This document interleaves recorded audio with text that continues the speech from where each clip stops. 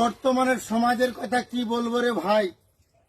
এই যে আমার বাবা আজ 20 দিন থেকে স্নান করেনি, আর 4-5টা বৌমা কেউতে কেউ স্নান করে না। আমরা কাজ সেরে এসে আমরা নিজেদেরকে স্নান করেই যুগের পরিমাণে কি আছে দেখুন। এখন শেষ হয়ে গেছে যুগ। নিজের বৌমা যদি শ্বশুরকে যদি না স্নান করায় তার জীবনে আছে কি বলো?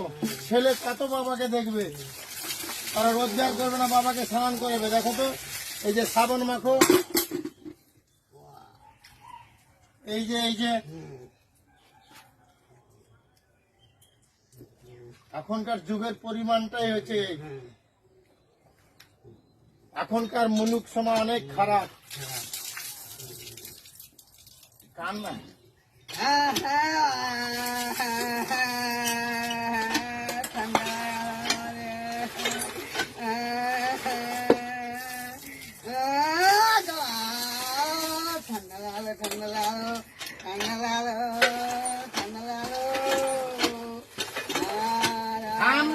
কান শিখতো তো।